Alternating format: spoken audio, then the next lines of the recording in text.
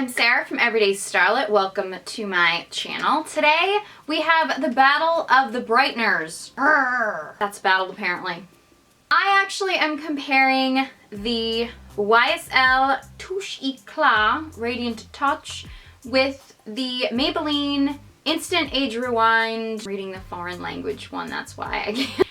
Everyday Starlet, the part in English. The Maybelline Instant Age Rewind Eraser Dark Circle Treatment Concealer in Brightener. If you've been following my channel and you are subscribed, which you should be, make sure you subscribe. If you're following along with me, you know that very recently I did a battle of the neutralizers, which was the brand new YSL Touche Eclat. I will eventually learn how to say that word. Basically, their new neutralizers line in the shade Bisque, which was sort of an peachy orangey shade to cover up dark circles. And I compared it to the Maybelline Instant Age Rewind Concealer in the shade Neutralizer. So today I wanted to compare their Brighteners. They are very different price points. I was good enough to check the Neutralizer price points before I did the Neutralizer video. Didn't check the price points on these, but this is very much less expensive. That's not proper grammar. It's a lot less expensive than this, I can tell you, by a large amount. So I decided to put one on one eye, one on the other eye, and compare the two. So if you want to see which one of these is worth your money, then just keep watching. Okay, so I started with, I have foundation and powder on, but I don't have anything around my eyes. And for me personally, because I have dark circles in the center of my eyes, I find that Brighteners alone do not take care of it. In fact, they actually call attention to it. One thing is to make sure that you don't get Brighteners confused with concealers, because Brighteners call attention to an area, they're not going to conceal it. A common thing that people get confused. So I'm going to start with this eye over here, and I'm going to use my Maybelline Age Rewind in Neutralizer.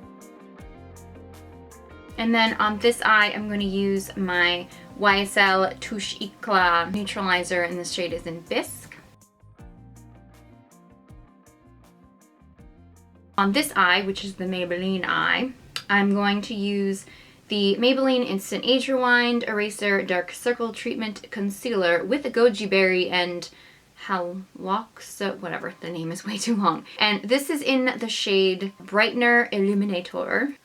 And I'm going to kind of just put this in like that V shape that you've probably all seen with your concealer. And I'm going to kind of blend it in. I start low because I can always blend up, but I don't want too much makeup to get too close to the under eye because it's just going to get all cakey in my wrinkles, and ain't nobody want that. Now I'm going to take the Maybelline Touche Eclat Radiant Touch.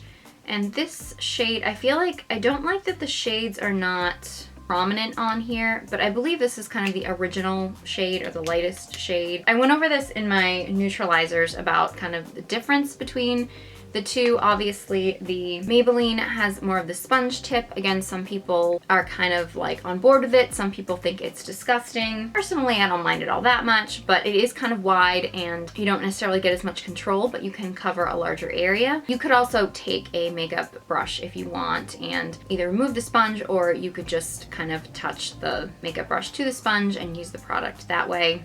Totally up to you. The YSL, obviously a much higher price point, and it comes with this little brush on here, which again, you could use a separate brush with this too. The actual coloring, I say, of these are very similar. It's kind of a very pinky tone.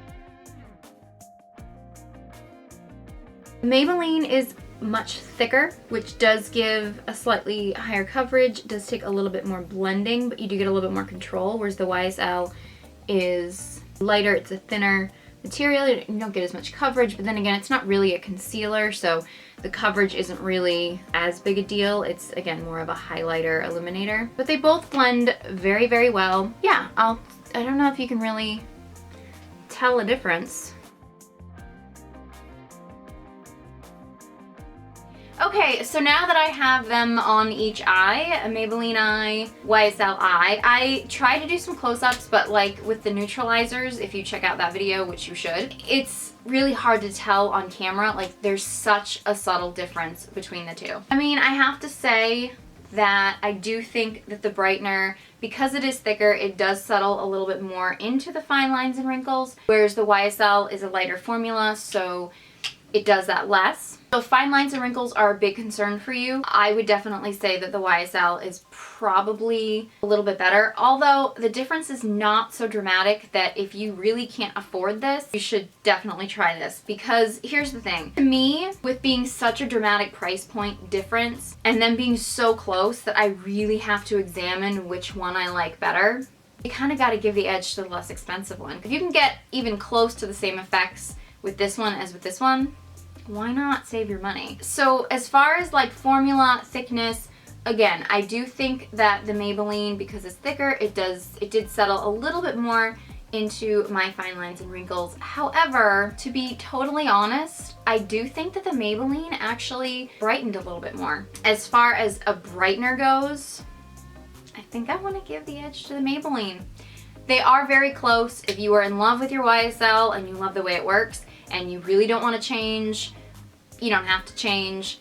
But if you're like, I really want to try a brightener, I don't have the money for the YSL, pick up the Maybelline Instant Age Rewind. If you guys have tried either of these products and you have an opinion, you have a favorite, or you've tried another under eye brightener that you love more, or one that you absolutely hate, I want to know, I want to hear about it. Please leave them in the comment section below. If you have any other products that you would like me to compare, dupes you'd like me to test, or anything like that, please let me know. You can also leave that in the comment section below. If you found this video helpful, or you just liked me in general, then please give this video a big thumbs up and be sure you subscribe to my channel so you don't miss any of my future videos. Thank you guys so much for watching, and I hope you join me next time.